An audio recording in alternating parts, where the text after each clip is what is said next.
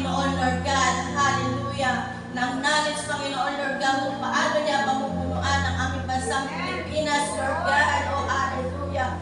Hallelujah, Jesus, Lord God. Hallelujah. Hallelujah. Restoration and salvation be upon the Philippines, Lord God. Hallelujah. Hallelujah, Jesus, Lord God. Hallelujah.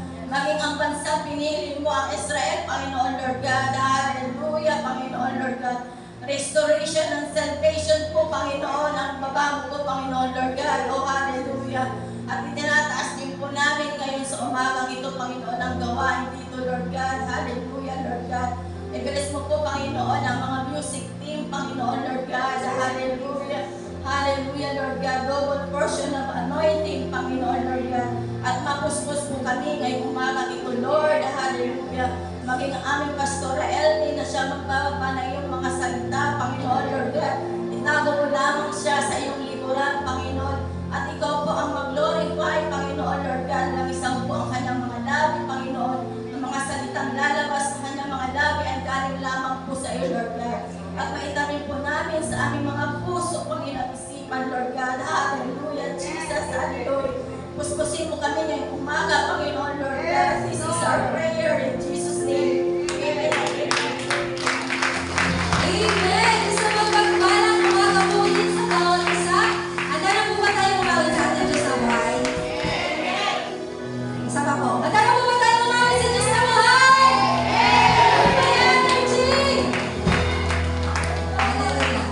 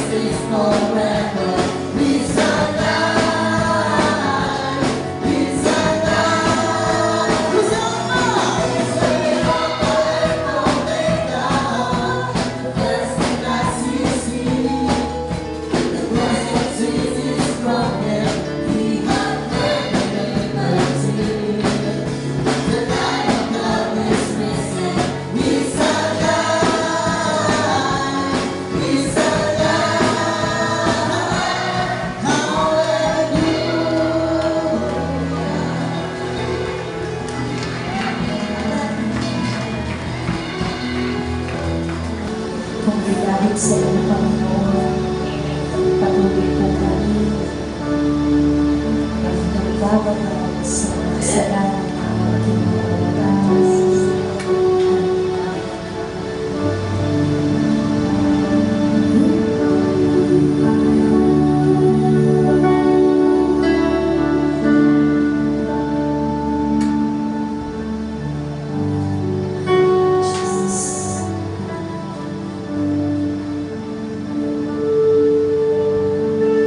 You are the one to love me.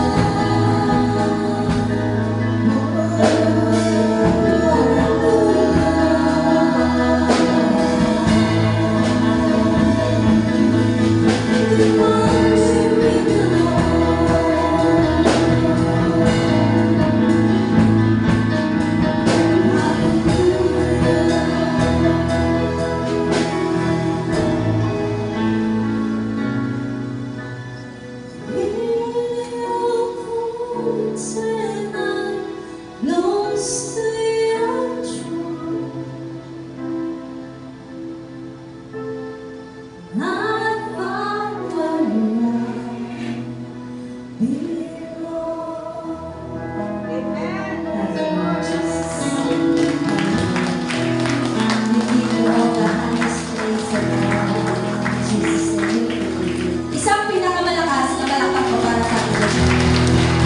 Tayo po ay po sa ating banal na komunyon.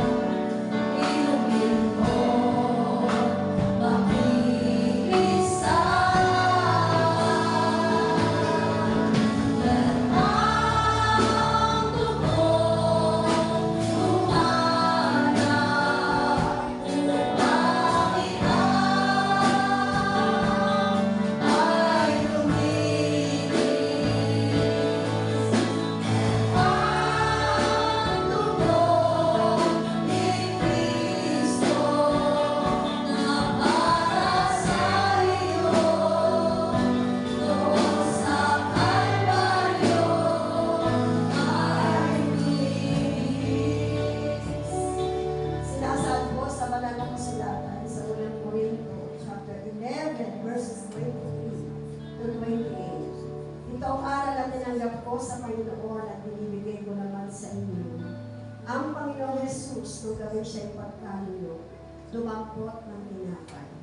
Hallelujah, Jesus. Nagpasalamat at pinagbirat na sa ito at sinabi, ito ang aking katawan na hinahandog para sa inyo. Gawin niyo ito bilang pag-aalala sa akin. Gayon din naman matapos maghapunan, hinawakan niya ang saro at sinabi, ang saro ito ang bagong tipan na pinagtitibay ng aking dugo. Kung iinumin ninyo ito, gawin ninyo bilang pag-aalala sa akin.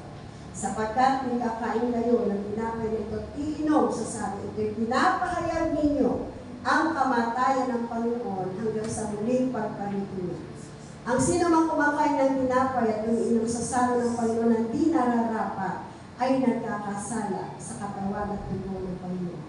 Kaya dapat siyasatin ng tao kanyang sarili bago kumain ng tinapay at uminom sa salo. Tayo po'y pumikit, salita po ng Diyos na nagsasabi, siyasatin ng tao kanyang sarili bago siya kumain ng tinapay at uminom sa salo. Ano man po ang ating nagawang kasalanan sa Diyos, sinasadya man o hindi, sa isip, sa salita at gawa, tayo po'y lumapit at humingi ng tawad sa Kanya. Ang 1 John 1:9 ay nagsasabi, if we just confess our sins, He is willing to forgive us. Yes, so Lord. Patawarin mo po kami, Ama, sa aming mga kasalanan. Salamat po. Salamat po. Itaas po natin ang elementong simbolo ng katawan ni Jesus. Amang Diyos na dakila, hawak po namin ang elementong simbolo ng katawan ng aming Panginoon Jesus. Na bayubay, na sugatan, ibinako sa Diyos para tubusin kami sa kaparusahan ng aming kasalanan. Sa tuwing kakainin po namin ang elementong ito, inaalala po namin ang lahat ng iyong sakripisyo sa krus ng Kalbaryo para sa amin lahat. Maraming po salamat. Sabay-sabay po natin kayo.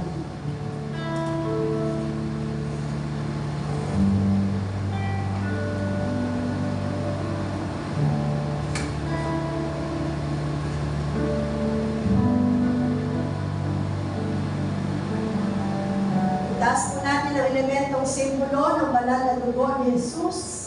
Amang Diyos naming banal, salamat po. Hawak po namin ang elementong sinisimbolo ang banal na dugo ni Jesus Christ na siyang naghugas at naglinis ng aming mga kasalanan. Salamat po na pinag-ibay ng bagong tipan na ang dugo ito'y minsan na lamang titibis. Ang Panginoong Jesus ay minsan lang mamamatay at siya'y muling mabubuhay at katatagpuin ang iyong mga anak na nananampalataya sa amin. Sa tuwing namin ang elementong ito, aming Diyos Ama, inaalala po namin ang pag-ibig niyo po sa amin na hindi niyo pinagkait ang iyong anak na si Jesus, isinubo sa mundo ito. Ibinako sa krus at namatay para sa aming kaligtasan. Sabay-sabay po natin ginagawa. Praise the Lord. Hallelujah. Isang pinagpalang araw ng pagkabuhay ng muli. Sabihin mo sa iyong katabi, buhay si Jesus! Amen. Minsan lang po siya namatay. Hindi na po uulitin na siya'y mamamatay taon-taon. Amen po. Nararamdaman po ba natin? Nararamdaman natin ang ating Panginoong Jesus sa ating puso. Amen po ba? Alam niyo po, sa katunayan na ang Diyos ay buhay, talagang ang mensahe niyang ating aaralin monthly, binababa ng Holy Spirit. Last month, ang ating topic is about Holy Spirit. This month is about faith. Kaya tayo po lahat ito ngayon, pagsasaluhan po natin ang mensahe ng Diyos mula sa topic o title na Faith in Action.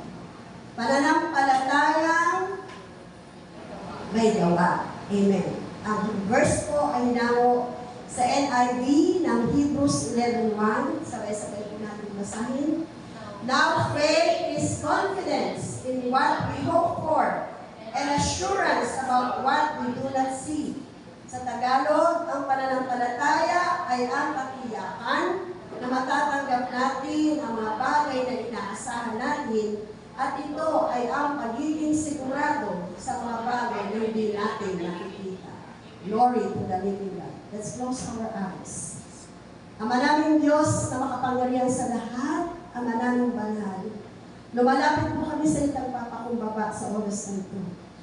Alam po namin na meron po kayong dakilang mensahe, isahan sa bawat isa sa amin, Dahil ang aming pananampalataya ay iba-iba po ang level nito, Panginoon. God, dalangin po namin mangusap ka at tawa ang pananampalataya ito. After na marinig namin ang iyong mensahe, mag-increase, O Diyos, in the name of Jesus. Salamat, Ama, sa iyong mga salita. Nalalabas sa labi ng lingkod mo, bigyan mo ko ng kapangyarihan at ang puso ng bawat isa'y gawin mong matabang lupa na kung ano man ang aming marinig, Panginoon, ito'y mamunga, higit sa lahat, maiapply namin sa aming pang-araw-araw na buhay. Sa iyo namin pinagkakatiwala ang mga oras na ito. Salamat po, O Diyos. Ito po aming dalangin sa pangalan ni Jesus. Amen. Palakpakan po namin ang Panginoon. Tayo po ang mga Praise the Lord. Sabi po, ang pananampalataya ni Abraham. Siya po ang ating pag-uusapan ngayong umaga. Faith of Abraham, the father of faith. Amen po. Siya ang ama ng pananampalataya. Sino po nakakakilala kay Abraham? Amen. Nakilala niyo siya dahil sa Biblia. Amen po. So, pag di tayo nagbasa ng Biblia, hindi natin siya makikilala, hindi natin mauunawaan bakit siya ang tinawag na ama ng pananampalataya. Glory to God. Sabi po, ang pananampalataya ni Abraham ay inilarawan bilang isang lubos na pagtitiwala at pagsunod sa Diyos. Pag sinabi kong lubos, buo, inilarawan na ang pagtitiwala ni Abraham ay lubos na pagtitiwala, hindi lang pagtitiwala na walang gawa, kundi meron kasamang pagsunod sa Diyos. Kahit sa harap ng mga imposible o mahihirap na pagsubok. Amen po?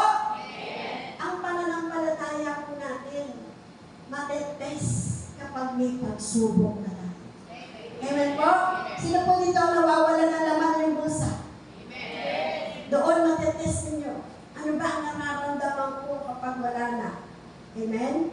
Pag nagkasakit, lalo ang anak, di po ba? Meron may karamdaman sa buong pamilya, may pagsubok.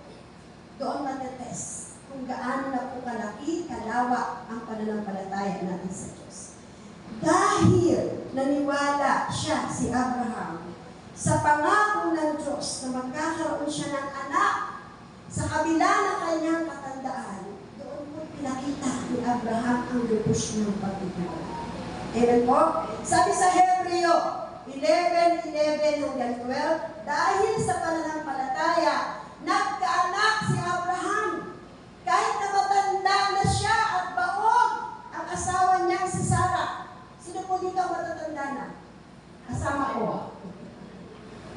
Hindi ako baog. 6 ang anak ko. Pero hindi na ako manganganak dahil 68 na ako. Menopause na ako. Di po ba yun ang realidad? Amen po? Matanda na si Abraham. Baog pa ang kanyang asawa. Pero sinabi ng Diyos, makanganak ang kanyang may bahay. Magkakaanak si Abraham. Kaya mula kay Abraham, na wala ng pag-asang magkaanak pa, nagmula isang lahi na kasing dami ng mga bituin sa langit at buhangin sa dalampasigan.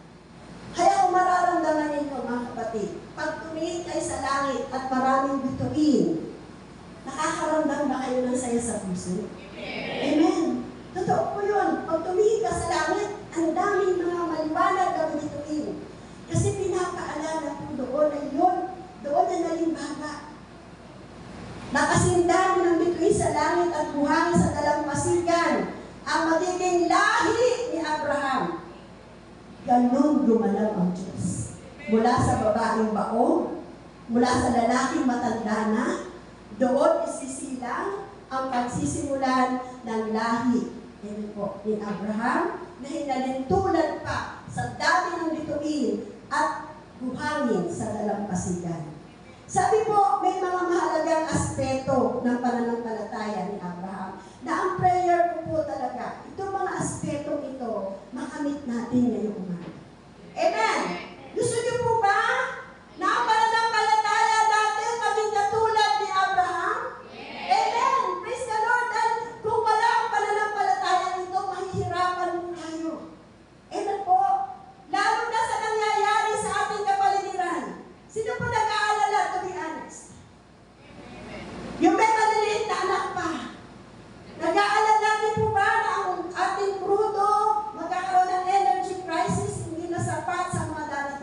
katawan. Di po ba pag wala tayong pananampalataya, manghihina po tayo. Amen po. Palatakan nga po natin yun. Ang unang-una po na aspeto ng pananampalataya ni Abraham ay pagsunod ng walang pag-aalinlangan. Amen. Sino po dito yung nakaranas na sumusunod siya ng walang pag-aalinlangan?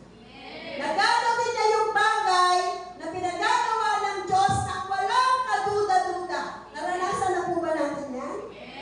Iniwan ni Abraham ang kanyang bayan at sinunod ang utos ng Diyos na pumunta sa isang lupain na hindi niya alam.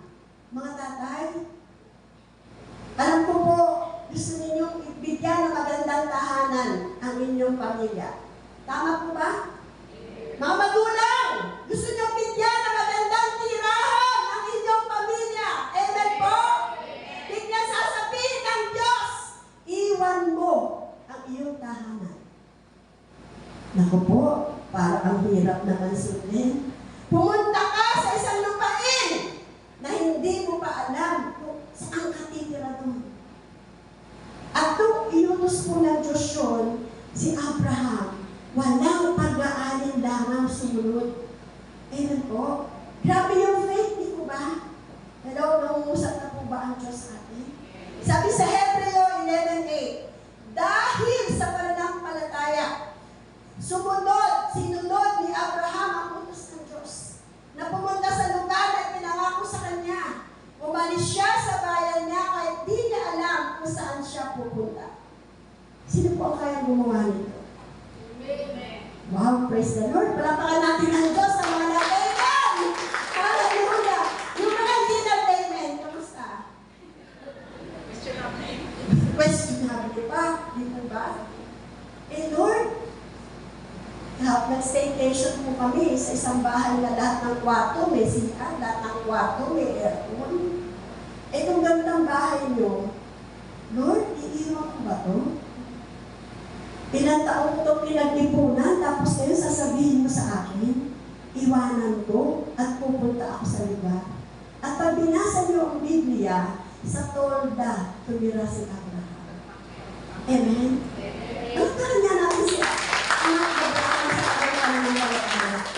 Isa pa lang to, parang umpot natin tumatalunan. Lord, parang hindi ko yan makakaya. Naiiwanan ko ang komportable kong buhay para lang ako makasunod sa iyo. Amen po? Pero yan po, ang ipinakikitang larawan po ng Diyos sa ating buhay. Alam niyo bakit?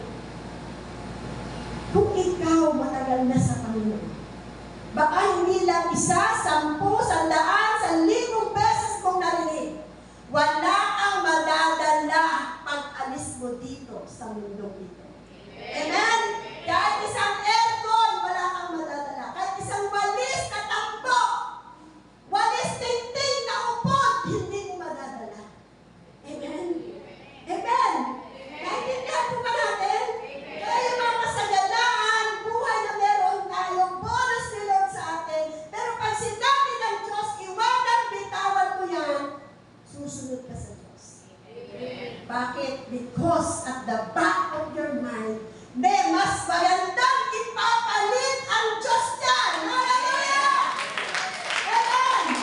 Ang bagay na bibitawan mo para sa Diyos, ang kapalit niyan ay sobrang mas higit pa. Dahil pinatunayan mo sa Diyos ang pananampalataya mo sa Kanya.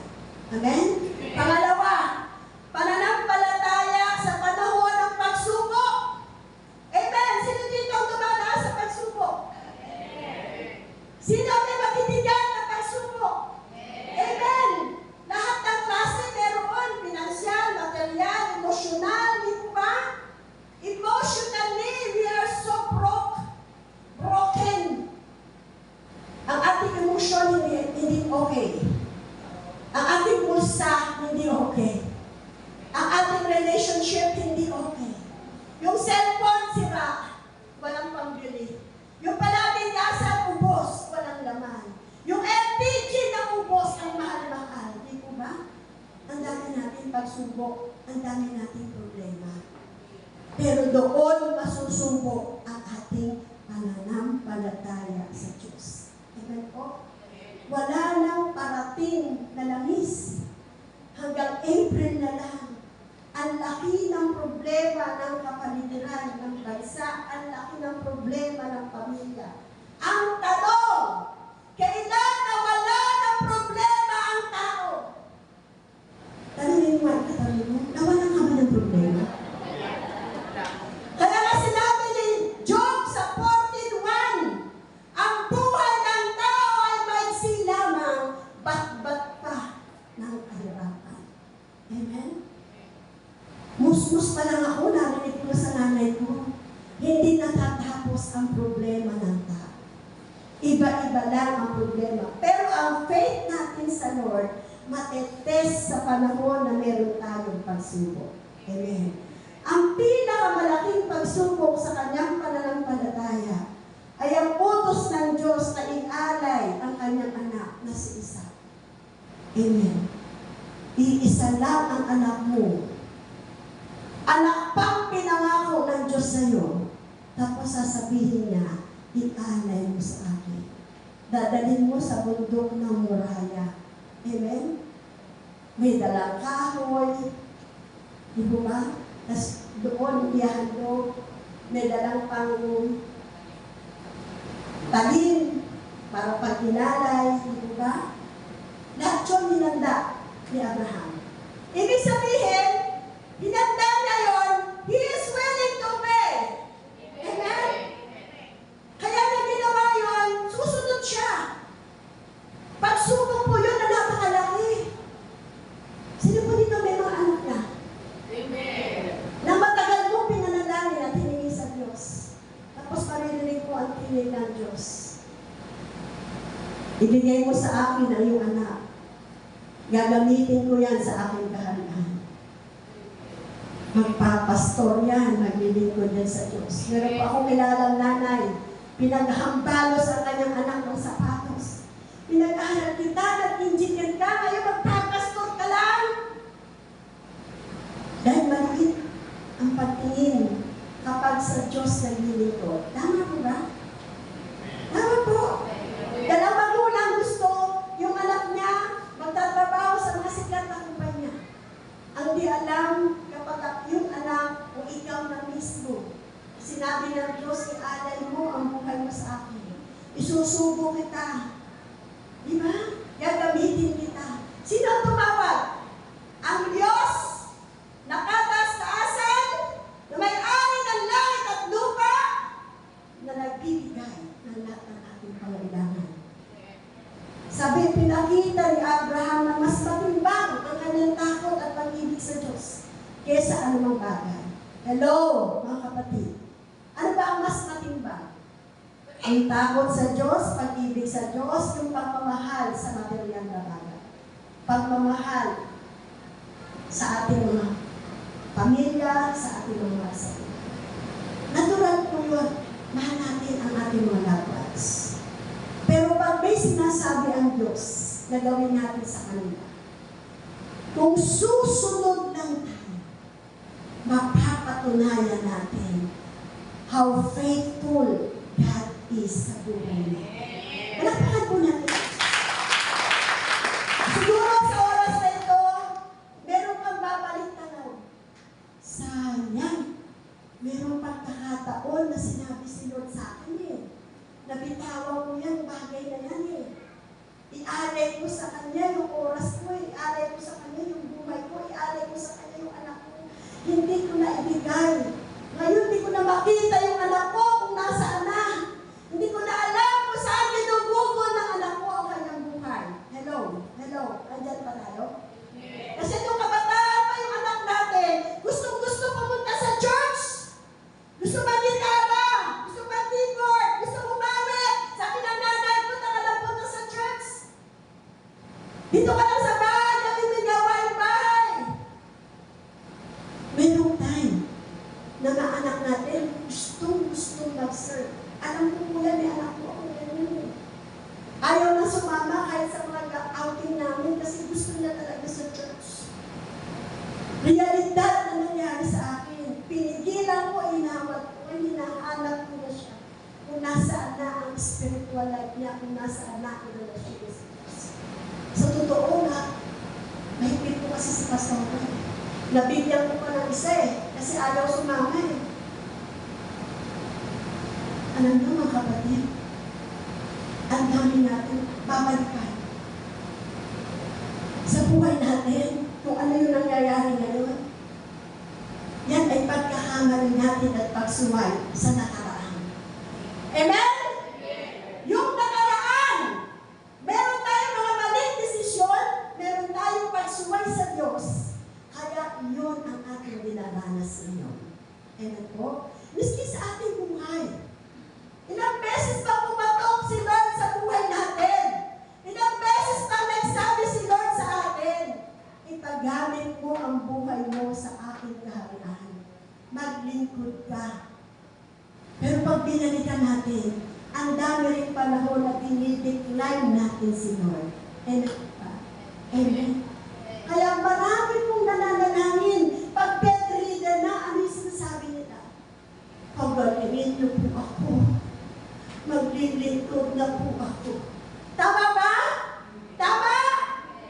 Nangyayari po ba yun? Kasi nga ayaw natin iyala yung buhay natin sa Diyos. Sayang naman. Ang dami kong magkitain. Isang patotoo po na kumita ko sa Lord at the age of 51. Ang sweldo ko po napakalaki sa isang kumpanya. Binitawan ko po. Ayokong bitawan kasi nanganak pa ako kay Ezekiel. Yung 51 kasi graduation ni Brother Melvin sa college, wala nang mag-aaral. Pinanganak si Ezekiel, mag-aaralin muli. Binitawan ko po yun. Wala nang sweldo si Pastora. Sabi ni Lord, ang tagal kitang hinintay. Usapan natin 51 at ngayon na-atras ka. Sabi ko, Lord, nanganak pa po ako ng isa. Hindi mo pinag-aral yung anak ko. Totoo naman hindi ko pinag-aral si Brother Melvin dahil self-supporting po siya. Ako ulit ang magpapaaral sa bagong anak. Tumupad ka sa usapan natin. So, 51 po ako naman. Ang mga anak po namin nun, pasaway. Kilala niyo na yung mga pasaway kong anak, hindi ko po sasambitin, baka mag-ayod nila. 3 po yun. Hindi nag-aaral. Enroll ng enroll si mami, sila naman drop ng drop.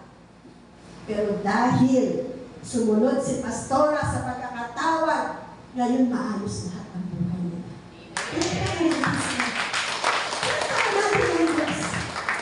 Sa totoo ng buhay na to, gustuhin mo kumita ng kabal-kaman, magkaman ng salapi. Pag hindi kalooban ng Diyos, hindi magaganap. Naniniwala po kayo? Gawin nung araw ang gabi. Maghanap buhay tayo na maghanap buhay. Huwag ka lang magpahinga. Kung hindi kalooban ng Diyos, walang magaganap, walang mangyayari. Pero kung kalooban niya ng Diyos, mag-serve ka na mag-serve sa kingdom niya, hahabulin ka ng pagpapala. Sabi ni Pastora Debbie ng birthday ko, darating ang panahon si Pastora na maayaw pumunta na ibang bansa. Totoo po yun. Inayawan ko yung Japan, inayawan ko yung Taiwan, ayaw ko na mag-travel. Pag lugar, narating ko na, sabi ko, narating ko na yan, ayaw ko na bumalik. Bakit nangyari sa buhay ko yun? Pambili lang ng bigas, wala kami. Hindi niya kami pinautang ng 20 pesos na mantika. Ngayon, tatanggihan ko yung mga trips sa ibang bansa because God is good. God is powerful. Pag sa Kanya ka sumunod, sa Kanya ka nanampalataya, ibinigay mo ang buhay mo sa Kanya. Siksik, liglig, ang pagpapala. Actually, raragasa nga eh. Hahabulin ka pa ng pagpapala. Ba't di ako hinahabol, Pastora? Eh, tanongin mo yung sarili mo, ba't di ka hinahabol? Amen? Gusto ko yung Pastora, yung hinahabol ng pagpapala, lumaragas ang pagpapala. Gusto ko yung maranasan. Kaya bang gawin ng Diyos yun sa akin? Sa inyo? Amen! Ibigay natin yung dapat ibigay sa Diyos. Wala pa ka po natin yung sarili. Ang problema, pagsubok lang na ang daming labahin, marumi ang bahay, hindi na pupunta sa church. Hindi pa ang malaking pagsubok yun, di ba? Na-offend, nasaktan sa isang ka-sister, nagalit sa anak, nagtampo sa anak, nagtampo sa asawa. Ang number one buburahin pag ang pananampalataya ay mahina. Cancel ka, Lord. Sister, ba't di ka nagsimba? Masakit kasi ang tiyan ko eh. Masakit. Pati yung hindi masakit, sumakit. Tama po ba? Hello, nandyan po ba kayo? Pinakausap kayo ni Lord? Amen. Tapos sasabihin mo, Lord, ba't di ako nakakaranas na rumalagas ang pagpapala? Ba't hindi ako hinahabol ng pagpapala? Paano pa mahabulin ng pagpapala? Eh, hinahabol ka rin ng Diyos. Dumating po sa buhay ko yung sobrang problema. Nakaupo ako sa sulong ng bahay. Ang pakiramdam ko, isang buko na lang ang hawak ng Diyos. Huwag kang bibitaw. Huwag kang bibitaw. May plano ako sa buhay mo. Maririnig niyo po yun. Pag sobrang problemado na po kayo at sinabi niyo sa Diyos, tulungan niyo ako, magsalita kayo, maniwala kayo, magsasalita ang Diyos, sasabihin niya sa iyo, kapit ka na! Kapit ka! Hindi kita binibitawan! Ikaw ang bibitaw sa akin, kaya kapit ka! Ako hindi ako bibitaw sa iyo. Naniniwala ba kayo? Na ang Diyos hindi bibitaw sa atin? Sino ang bumibitaw? Sabi ko sa katabi mo, ikaw ang bibitaw, hindi ang Diyos. Amen? Amen. Totoo po ba yan? Bakit nanalayo ang tao sa Diyos? Ang Diyos ba ang bumitaw? Hindi. Salita ng Diyos ang nagsasabi. Walang sino man at walang anumang makapaghiwalay sa atin sa pag-ibig ng Diyos. Walang pakala po natin. Sabi po sa Hebrew 11:17-18, dahil sa pananampalataya, handang-handog ni Abraham ang kaisa-isang niyang anak na si Isaac. Nang sumbungin siya ng Diyos kahit na alam niya sa Isaac ay ipinangako ng Diyos na pagmumula ng kanyang lahi, handa pa rin niya ito iyalay. Alam niyo yung kwento, di ba? May ibang pinadala, isang lalaking ram na nakasabit sa puno. Eto, sabi ng anghel, hindi anak mo ang iyahandog mo. Eto. Di ba? Pag sumunod tayo kay Lord, grabe ang kapalaran ng Diyos. Amen. Amen po ba? Alam niyo, nung hirap na hirap kami, sabi ko, Lord, kailan kaya ito matatapos? 12 years kasi binilang ko. 12 years kami sa wilderness. 12 years kami hirap na hirap. Hirap na hirap. As in, walang asiguruhan kung kakain, kung papasok ang mga anak. Pero hindi ko maunawaan. Sa JIL pa nag-aaral ang mga anak namin. Graduate ng JIL, graduate ng PUP na ang layo-layo. Because God is good. God is faithful. Alam pa kayo natin sila. Pangatlo, pananampalataya ibinilang na katwiran. Ano ibig sabihin ng katwiran? Katwiran or righteousness. Dahil sa pananampalataya ni Abraham sa Diyos, itinuring siyang matuwid.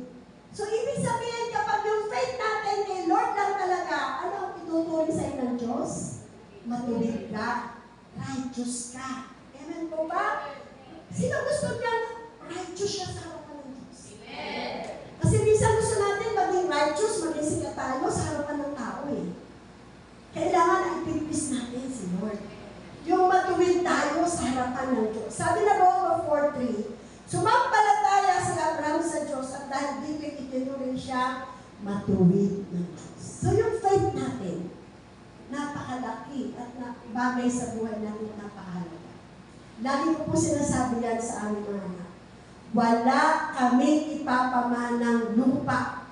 Walang ipapamanang savings sa bangko. Pero ang faith sa Diyos, pananampalataya sa Diyos, ipapamana namin sa inyo. Ang pera, kahit 5 milyon mo iwan sa anak mo, pag di yan marunong, ubos. Tama? Tama? Ang lupain, baka pag-away-awayan pa. Tama? Tama po ba? Amen po, kaya may mga lupain dito, buhay ka pa, pag-parting-parting mo na, dahil pag nakamatayan mo yan, bukod sa mahal ang tax sa BIR, mag-aaway-away yung anak mo. Pero yung pananampalataya sa Diyos, hindi yan mananakaw ng sino man sa kanila. At yan ay pangwalang hanggan, hindi lang dito sa lupa. Amen? Palapakan po natin ang Panginoon. Pang-apat, pananampalatayang nakatuon sa pangako ng Diyos. Unwavering faith.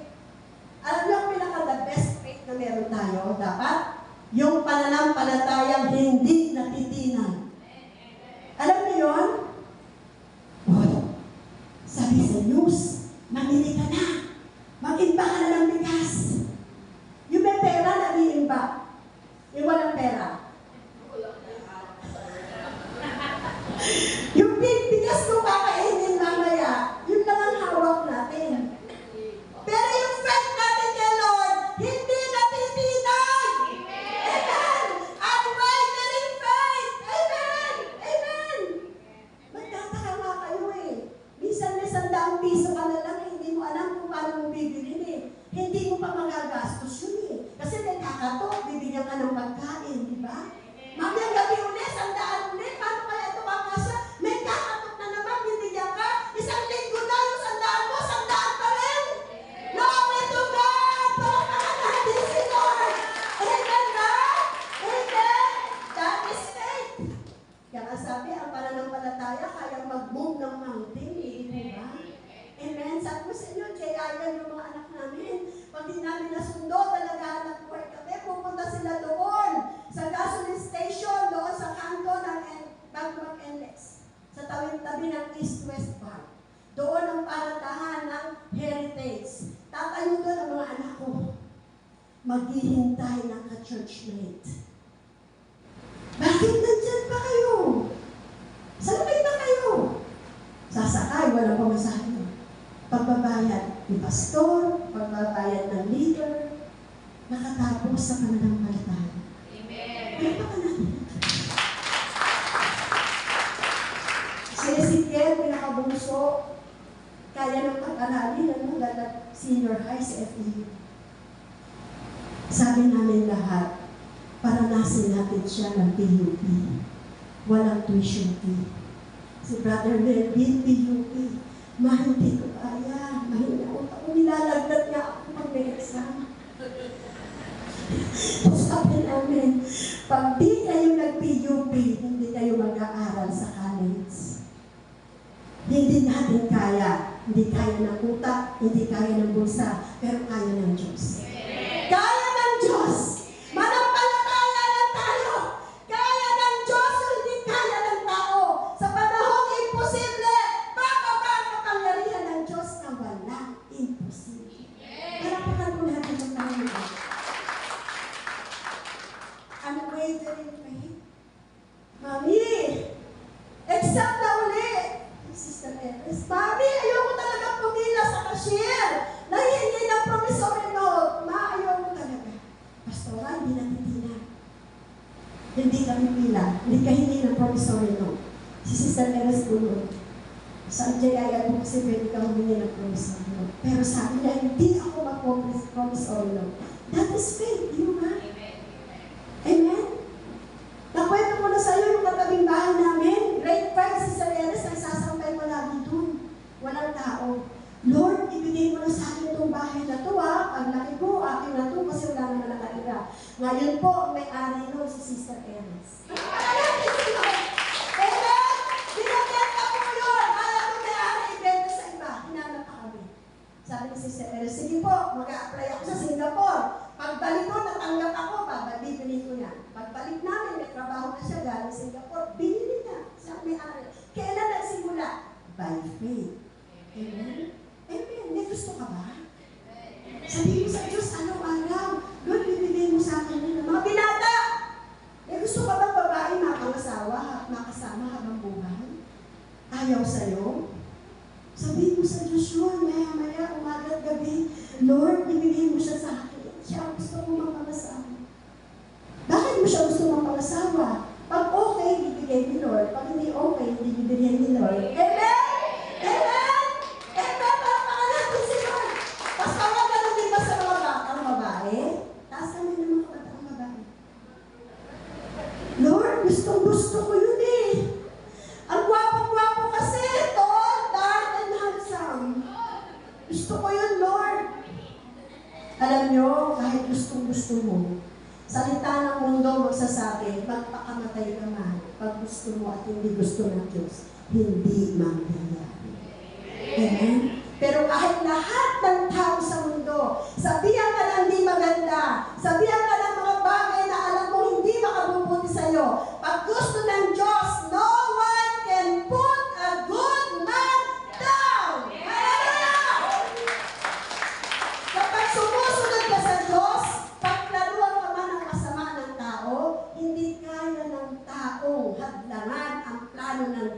iyo at sa akin. Malakas ang lapak para sa Diyos. Kahit si Abraham ay ugod-ugod na sa katandaan, i-imagine ko, ugod. So, mas matanda pa kay Tatay David siguro, no? Kay Tatay Baki, dahil ka naman kayo ugod-ugod, di ba? Unwavering faith, hindi natitihan. Hindi siya nagpadala sa kanyang sitwasyon at nanatiling tiwala na tutuparin ng Diyos ang pangako na ang kanyang lahi ay magiging kasing dami ng mga Pinoy. Conclusion na po tayo. Ang pananampalataya ni Abraham ay buhay. Sabi mo sa katabi mo, buhay!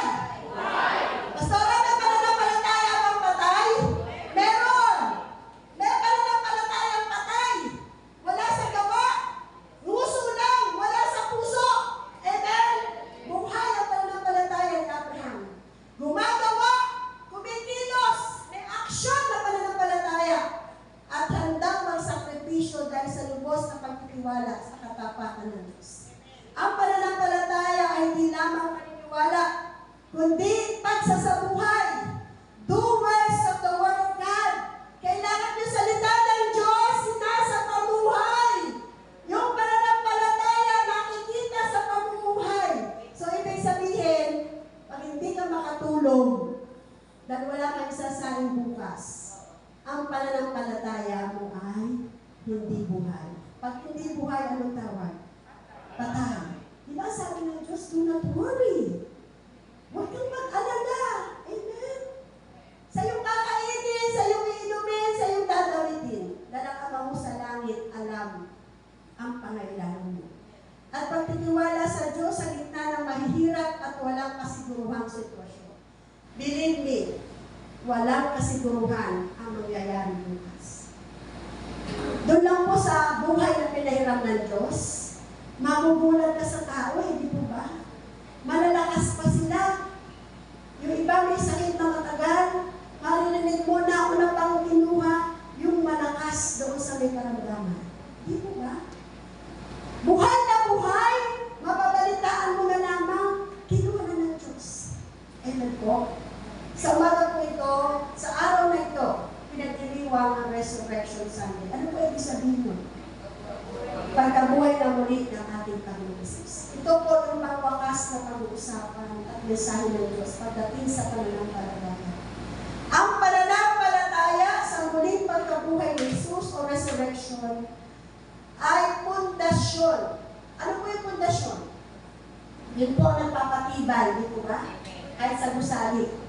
Pundasyon ng Kristyanismo. Christianity. Ang pundasyon na magpapatatag yung faith. Subukan mo mawala yung faith natin lahat. Ang upuan na yan, wala na po uupo. Tama po ba? Subukan mo mawala ang faith ng tatay. Magiging ka. Lalo na po, hindi naman sa minamalit ko ang tatay. Pag nanay na ang nawala ng pananampalataya. Alam niyo, ang nanay na walang pananampalataya, napaparalyze.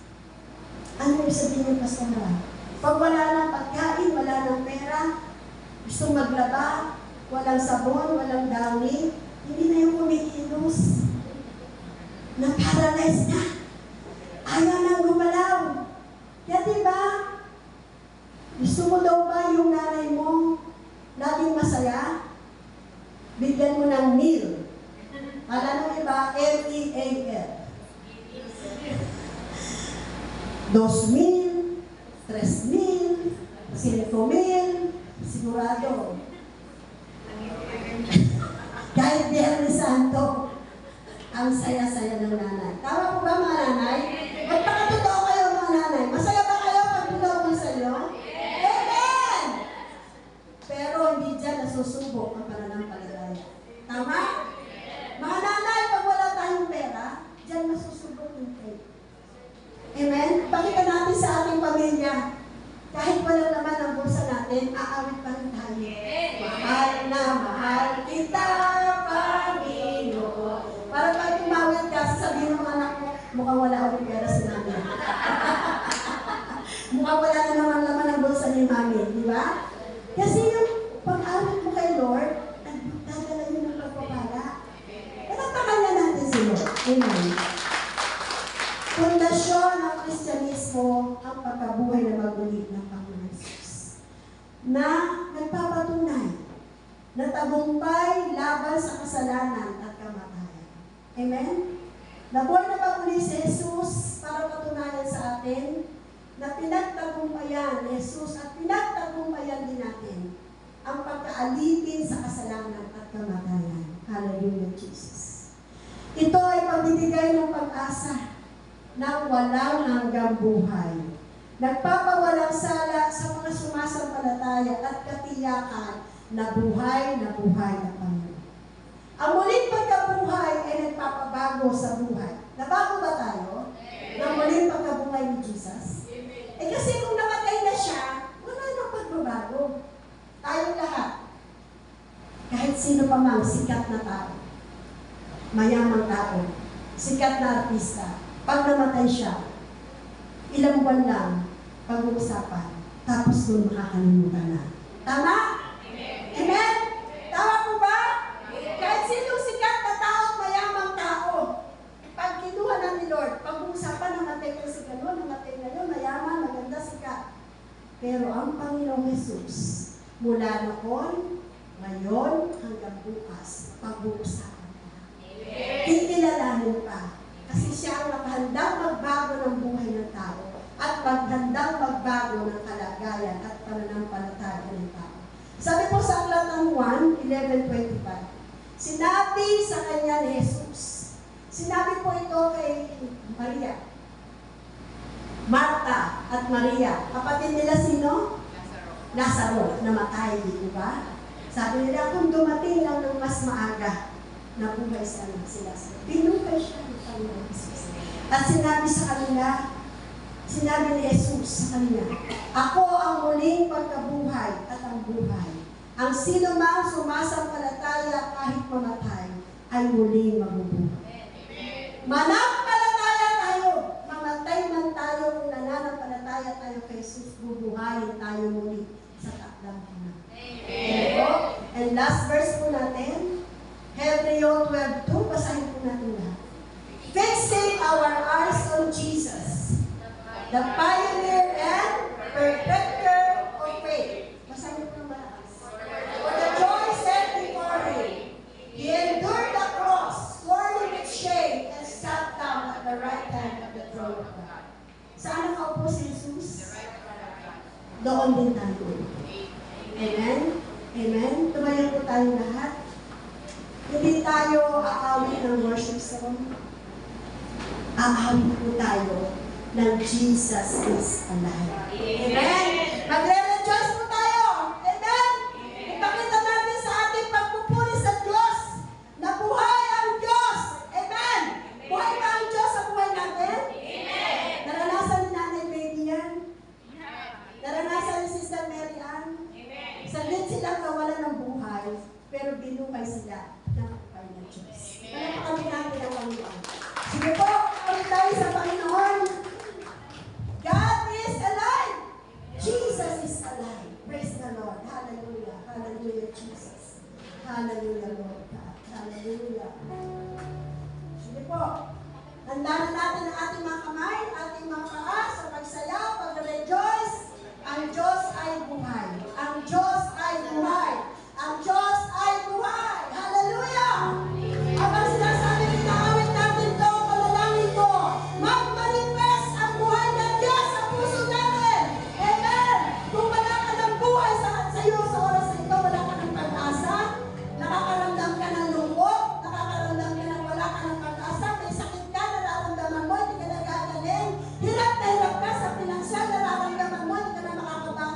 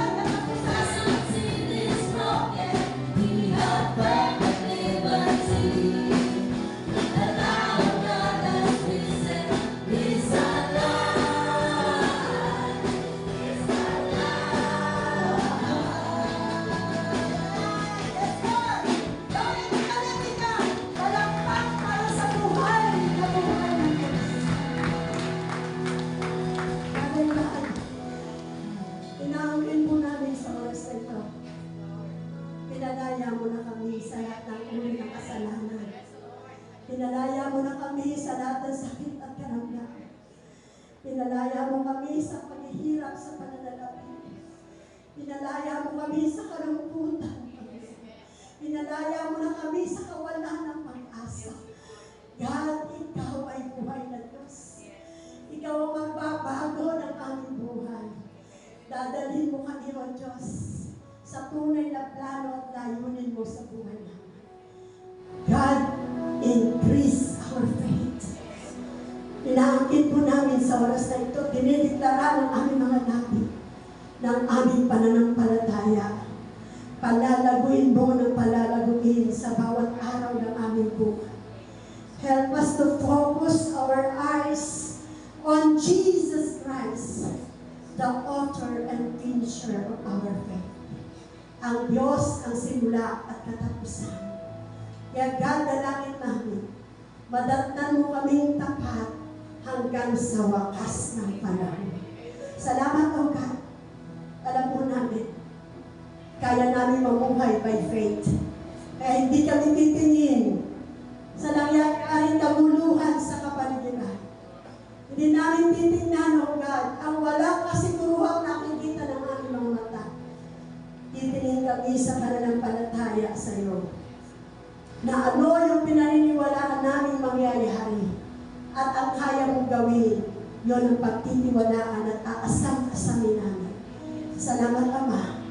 Nawa ang lahat ng taong naninirahan sa mundo ito. Bigyan mo kami lahat ng pananampalatayang hindi matitinag. Pananampalatayang ikaw na ang aming tinitingnan at pinagtitiwalaan. Salamat sa iyong mensahe. Uuwi kaming lubos ang aming puso. Sa iyo lamang dudepende at matitiwala. In Jesus' name, this is our prayer. Everybody shout! Amen! Thank you, Lord.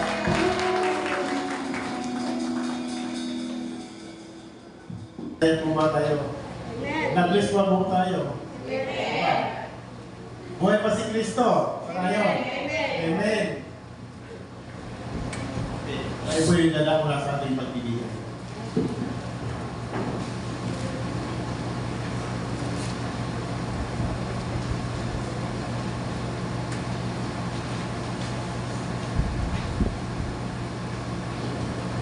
Ang minano po sa akin ni Lord sa ngayon ay ang dalawang parisyo na maniningil ng quiz. Dito natin matagpuan sa Lucas 18, verse 10. May dalawang lalaking pumasok sa templo upang manalangin. Ang isa ay parisyo at ang isa ay maniningil ng quiz. Lucas 18:11, tumayo ang parisyo at nanalangin ng ganito tungkol sa kanyang sarili. O Diyos, nagpapasalamat ako sa iyo sapagkat hindi ako katulad ng iba ng mga magnanakaw, mandaraya, mga ngalunya o kaya katulad ng maniningil ng buwis na ito. Lucas 18:12. Dalawang beses akong nag-aayuno sa loob ng isang linggo at nagbibigay rin ako ng ikasampung bagay mula sa lahat ng aking kinita. Ito po yung kanyang pananalita para sabihin, ipinagmamalaki pa niya, sabihin na hindi siya makasalanan, hindi sa mga niya, nagbibigay siya ng patulis sa isang linggo ng kanyang kapok. Ngunit itong isa, parang pinatulisa niya po ito eh. Ito pong isang maniningil ng buwis, ito po siya. Samantala ang maniningil ng buwis na may nakatayo sa malayo at di naman lamang nakatingin sa langit, dinadagukan niya ang kanyang dibdib at sinasabi, Diyos, O Diyos, ang mahabag po kayo sa akin na sa isang makasalanan. Sabihin, inamin niya na siya isang makasalanan, hindi siya nagmamalaki, hindi siya nagmamataas ng baga, talagang inamin niya na makasalanan siya dahil siya ay maniningil ng buwis. Samantala yung isa, ipinagmamalaki niya yung kanyang pag-iika po. Kaya sinabi niya po dito sa Lucas 18:14, sinasabi ka sa inyo na ang lalaking ito ay, o umuwing tinatawad ng kanyang mga kasalanan. Ngunit ang una ay hindi, sapagkat sino mang nagmamataas ay ang pagpakumbaba ay tinataas. Amen po ba? Kaya po, meron po kinagandang dito, ano? At ito po ay nilugtong na po sapagkat ang iniibig ng Diyos ang kusang nagbibigay ng may kagalakan, for God loves therefore giver. At mayroon pa na po nilugtong dito, ano? At pangungusap dito, ang nagbibigay daw po, ito po yung the 7 benefits of paying tithes. Number 1, I will open the window of heaven. I will pour you out of your blessing. Number 3, there shall be no room enough to receive. Number 4, will rebuke the divorce for your sake. Number 5, nor shall be bind full be fraud for you and your faith. Ito po ang mga katangian po tayo nagbibigay, ito po ang bibigyan ng Panginoon sa atin. Ito po, at meron po pa dito, what are the 7 promises from God? I will be with you. I will protect you. I will be your strength. I will answer you. I will provide for you. I will give you peace. I will always love you. Amen. At meron pa po dito, what is the other quote about tithing? Tithing is a sacred gift to health and wealth. Giving is free of origins, abundance. If we get open and heavenly door to the giver, whatever blessing shall be abundant blessing. Maraming salamat po. Kung manalangin. Maraming salamat po, Ama, sa pagkakataon nito. Gusto po yung aming pinapasalamatan.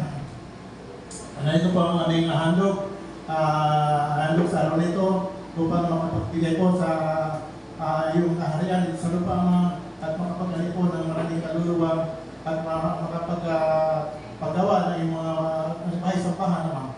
At Ama, ito mga handog na ito, Ama, ay iyo pong kaingatan at sino po may hawak ng pira nito ay magamit lamang po sa tama at makapag-ani po ng maraming kaluluwa. Maraming salamat po sa oras nito at pinapinaraling ko niyo pa ang magbibigay sa oras nito ng offering na ibalik mo sa kanya ng 60 din at tumakaw. Ama, for your mercy and abundance, Ama. Maraming salamat po for your God, your receiving of your Son in Jesus Christ, your living God. In Jesus' name, in my name, amen and amen.